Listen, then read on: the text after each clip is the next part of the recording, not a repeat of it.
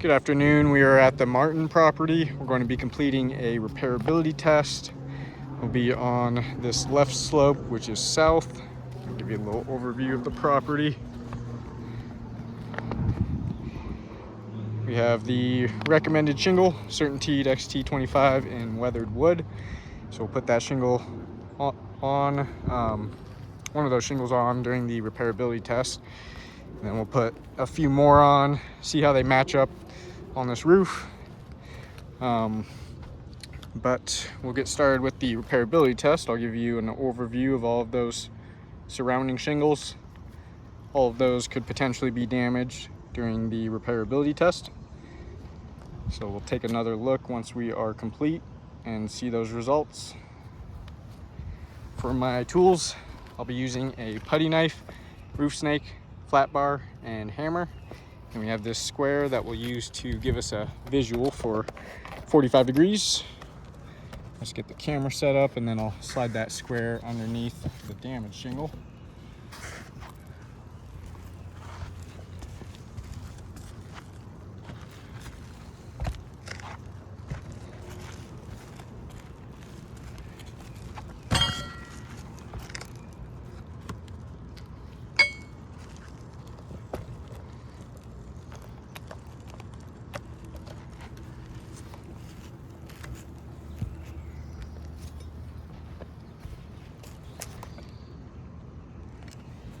All right, slide this square underneath.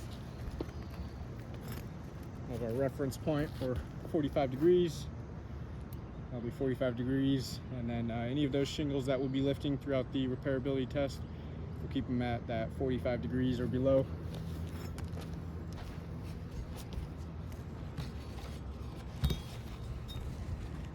I'll start by getting all of those shingles unsealed. We use the putty knife to unseal the top shingle.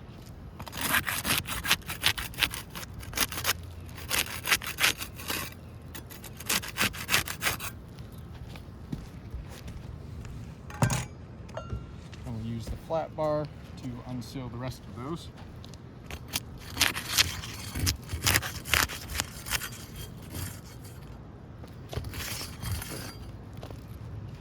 Now we'll start removing these nails.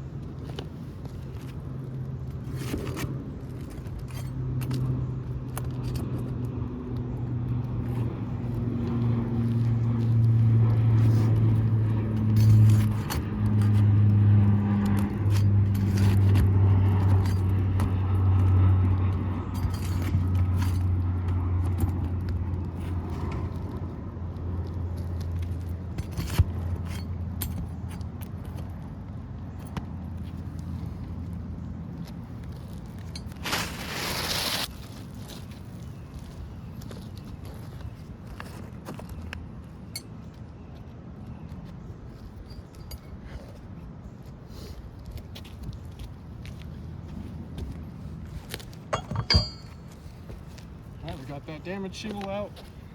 Slide this new shingle in. Get it all lined up nicely.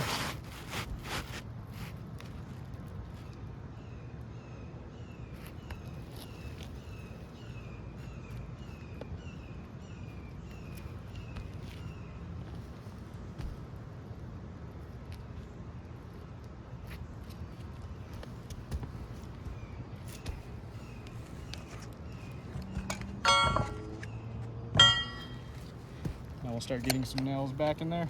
We'll be using the roof snake to drive those nails in.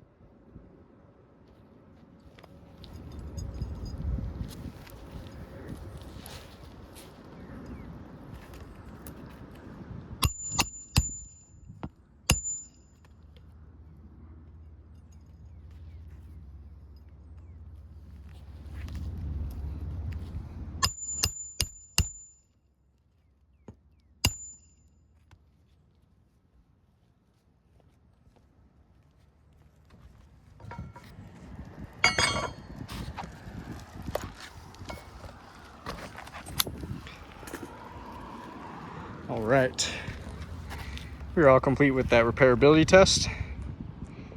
I'll give you another overview of all of those surrounding shingles.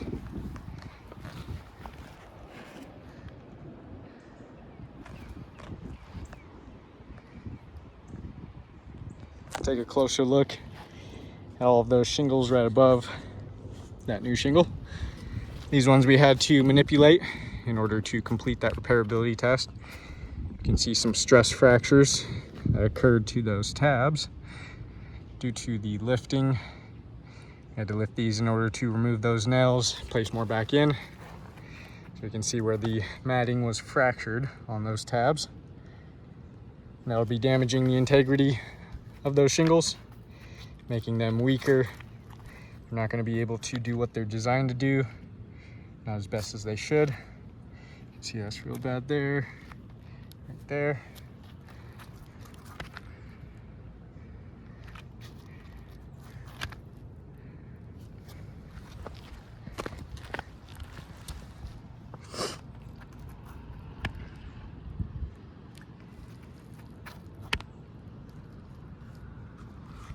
We'll take a look underneath, see if we're seeing any mat transfer. Looks like we can see some mat transfer right there. You can see where all those pieces came from on the bottom of that tab. So that mat transfer will also be damaging the integrity of those shingles as it's tearing matting off of them.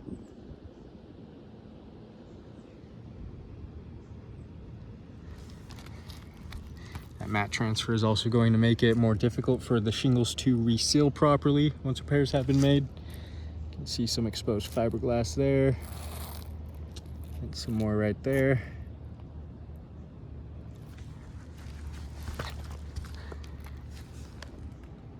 Got some mat transfer there, along with the exposed fiberglass on the bottom of that tab. When that mat transfer occurs is when we're unsealing the shingles. That matting will just stick to that tar line. And we use the putty knife to unseal the top row here, which we can see that mat transfer underneath. Then we use the flat bar to unseal the lower row there. We can see mat transfer along both those rows of shingles. So either tool that's going to be used, looks like it's going to be impossible to get around that mat transfer.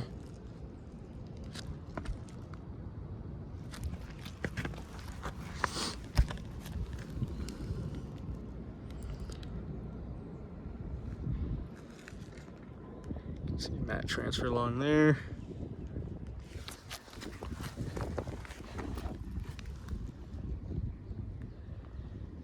So with all those damages, you can see those damages occurred to 3 shingles.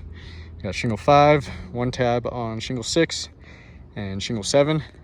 Those damages are going to be cause for potential water intrusion. So 3 additionally damaged shingles with damages for potential water intrusion. So I do not believe repairs are feasible to this roof, as any repairs that are going to be completed are going to be left in a similar condition to this and similar damages. So this insured will have potential leak hazards all over their roof. You can see pretty widespread wind damage. We got one there, one right there, on the front slope there. So pretty widespread wind damage. And on top of all of those leak hazards, potential leak hazards all over the roof, this insured will have an additional 3 damaged shingles for every wind damage shingle repaired. I do not believe that would be indemnification, leaving the insured with more damaged shingles than they previously had, along with all of those leak hazards. So I do not believe this roof is repairable. I will chalk up all of those damages and get some better photos of those. And then I will put the rest of these up temporarily to give us a better idea of how the recommended shingles line up on this roof. And thank you for your time.